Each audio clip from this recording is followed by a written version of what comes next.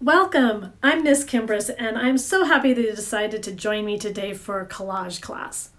I'd like to go over our supplies first and show you what we'll be making.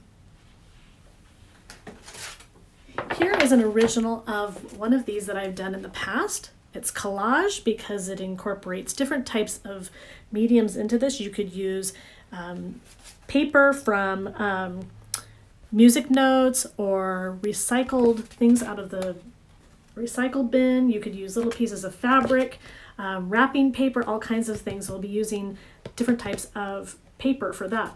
We're going to be adhering those to a background. In this case, I used 2 pieces of paper out of my journal. And this is my journal book, so today I'm going to be using a page out of that. But if you have a box that you wanted to open up and you could use the back side of the box, that would totally work. Some cardboard or tag board, an old sign, all kinds of options for recycling if you don't have some big paper to work on. Next, you're going to, once again I said we'd have some collaging paper. One of the ways you can do that is finding that in your recycle bin. Here's a magazine that I received, and I tore a couple of pages out that had some fun maps. So I'm going to tear from this. Like I said, wrapping paper is also an option. Other tools you're going to need are your watercolor set or some type of paint, a brush. I use a little washcloth to dab with. You might want to use some type of plastic or a tablecloth in the space that you're going to use, since we're using glue and our paints today.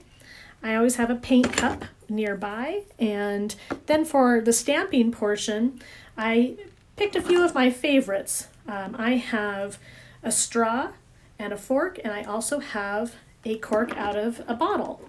And then one of the other steps is using things like pencil and pen. So if you have some items like that for drawing, maybe markers or colored pencils work as well. So here we'll get going shortly. Grab your supplies and we'll meet back here soon. All right, now that we have our supplies gathered, the first step is to make our base foundation design. We're going to do that by doodling. So I'm grabbing a pencil, and on my background, whatever you've chosen for yours, we're going to create a few lines to make, I would call them puzzle pieces that we're going to collage into, like you saw on the original up here. So this swirling line, we're going to create some of those things that will fill in with different things. So I kind of get my arm started, and then I start making a design, and I draw on there, and you can make a few of those across, some that kind of go off the page, some that come on and swirl. And so you just need a few, and then you'll have something that's kind of like this. All right? So there's a few that kind of create these puzzle piece spaces that we will then fill in with either paint or collage as that first full step to cover our background. So once we have that, then we're going to start ripping some of our paper. So whatever you found, you can hold it up and start to create them. This one I had just done, and so I'm going to place this one here in this circular space because it's pretty easy to collage into. And I can just tear pieces off of this to make it fit. Now it doesn't have to be perfect. Don't worry about it not lining up exact. We will work with that later. It's just a fun first step. So I'm going to go through and I'm going to cut a few of those out or tear a few of those out, and I'm going to glue them down. So choose a few spots around yours that might be a little bit easier to tear and design. Maybe this one over here as well.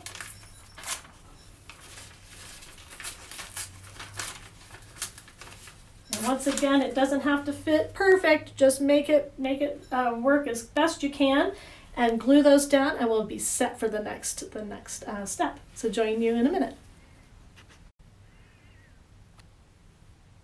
All right, I'm just putting the last piece of my paper on here for the collage. So don't forget to put the cap on your glue so it doesn't dry out. And then the last piece can go down here on the bottom. And if some of these go off the page, that's fine. You can rip them off later. And if they don't line up exactly with your pencil marks, also fine. Once again, it's totally fine. All right, so once all of our collage pieces are on there, the next step is to pick up our paintbrush. And I like to choose like a couple of colors for each one. You can use whatever colors you want. Sometimes on this, I choose a color scheme. For instance, on this one, it's kind of yellow and red. And if you mix yellow and red together, you get orange. So I did those three colors and then accented with the black. So choose a couple of colors, and we're going to fill in the rest of the spaces. I'm going to go ahead and I've got my paint water, and I'm going to use some red, and I'm going to go through and paint these other spots, these other puzzle pieces, various colors. On the edges where they meet the collage, go ahead and go right around them, and you can just smooth out where they connect. They're a little bit rough, and so you can just paint right over that. I've got my paint water here, and so I'm just going to fill those in.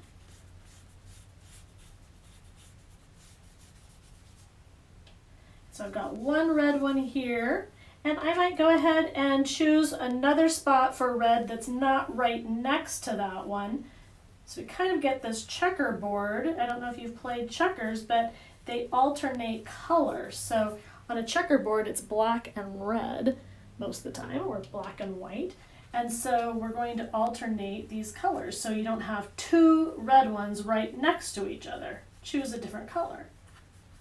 And let's see, maybe this one could be red. And my other color, maybe I will go with, how about yellow? Like I did with the one above here. So then this space would fill in with yellow because they're not touching. The reds aren't touching. And this one could be yellow.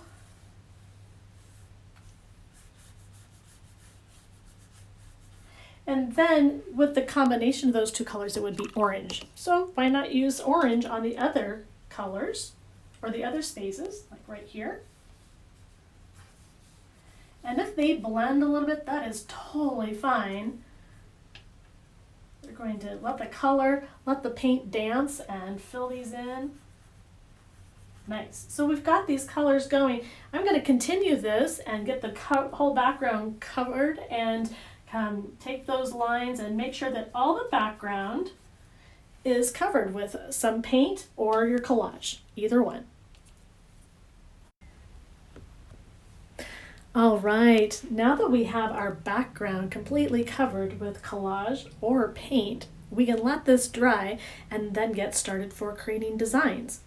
So there are a couple of ways that we could do that. I mentioned earlier that you could use a fork or a cork or maybe even a straw or anything that you can find around your house that might make some design in the paint. You could also use a piece of sponge. I've used a sponge to create texture as well. In my paint tray, I moved a little bit of the paint into the different compartments of the lid with a little bit of extra water so I can dip into it, because sometimes it's really hard to dip into the actual palettes and they get dirty. So I like to make some of those little pools up here, especially in the black one and the red one today for my painting, because I think those will really show up beautifully, those colors. Some other tools that you would want to use, maybe you have a black pen and you can make some of those designs. So let's get started. I'm going to try the fork first, and depending on the type of paint that you have, this is all something we're just trying out, and so we explore and we try different things and see what works. And sometimes we like it and sometimes we don't, so we learn that for the next time. And if you like it, then do it again. So here's some red. Got this on my fork, and I'm going to see how I can make some of that design by stamping it. And a lot of times this is easier when your painting is laid down on the table. Mine's up on an easel today, so it's kind of running a little bit, which is also fine. It creates some cool dripping. So go with it, see how it works. I'm going to add some more of this stamping here in this yellow one as well. And I'm just dipping my fork into that little puddle of color. And it's kind of messy and kind of fun. I love that about collage. and trying new tools. With the black, I could try this with the cork and dip it in there, get rid of the excess on there, and then I'm going to try some of that over here. So try some of the stamping on yours and see how that works. And I'll come back and show a few designs with a pen where you can make your own design in the next step. So try a few stamping things that you have and see how that goes. Once you have a few of the spots filled with your stamping, the next piece is to choose some pens. In this case, I have a black pen, maybe a sparkly pen if you have it, or another felt tip pen, whatever you have in your toolkit there at home. And you can make some of your own designs. How about some swirls? You could do little swirls or big swirls, start in the middle and then just work your way out, making circles, getting bigger and bigger. Another one that I like is this one. It's kind of like rainbow, where you make an arch and then you make more arches and then you pile up your rainbows. Can you see a rainbow in there? Like a little one and then a little bit bigger each time you go out with each of the arches. They kind of scallop out. It's called scalloping. So you can make all kinds of designs. Maybe you want to make flowers, maybe you want to make wheels, squares, triangles, all kinds of things. But this is where you can fill in some of the last sections where I've saved a couple so that I can do those with my pen. So I'm going to take my pen, I'll bring this up closer. And so some of these, like this one, I used the straw and made little teeny circles. This one was really messy with the fork today, but I enjoyed that as well. And then the cork made these splotchy black circles. So now with this pen, I can make the rainbow. For instance, this would be kind of an upside down rainbow, but I can fill it in, make a few, and then shift and start a new rainbow. And filling in, staying kind of within that puzzle piece to fill them in. So I can continue making rainbows in this one and fill this whole yellow section with rainbows. For the swirls, I can start in the middle and then curve out, making swirls like this. I can make them big, I can make them small, I can put them right next to each other or far away. I can make my own design filling this whole yellow space. So fill the rest of those sections with designs. You can use a black pen, silver pens, whatever marker you might want to use. Maybe you have colored pencils. All of those will work. So have fun filling in the rest of the sections. All right, so on my painting, I have filled in each of the sections with a base coat, and then I have done either stamping or made my own design. So on this one, I created the rainbows, some swirls. I created some stripes on this one. And I added a second coat on some of my stamping to make it a little more vibrant. So I let it dry once, and then I came back and I stamped over them again just to make them a little brighter. So each of the sections has collage or painting and then some type of additional design. Okay, so the final step then is I like to choose one of the swirl lines from the very beginning to create just kind of one big black line or one line. You could choose a different color, but I like to do mine in black. On the original that I showed earlier, you can see that I did this with this line. I really liked this swirl. And so I let that one become that dominant line. And so I'm going to choose to do that on this painting as well. So I have my paintbrush and my paints. I've got a little bit of this black paint here that's ready to go. It's still in the lid here. And I have been looking at mine and I really like this line here that makes this swirl.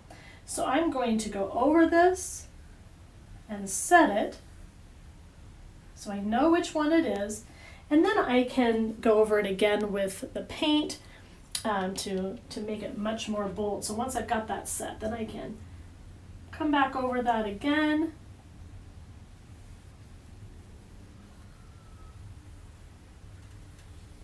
And I just really like having one line that really then is a nice swirl. It has lots of movement and it's very whimsical and fun. So that's the step for our collage today. What did you learn? What steps did you enjoy? Would you choose different colors next time? Would you try stamping with a different object? Did you try stamping it twice to make it a little more bold? There are lots of ways that you can do this. You can choose different colors, different designs, different backgrounds. So I hope you try it again and enjoy trying new materials that you find around your home and recycle and reuse our art supplies. Have a great day.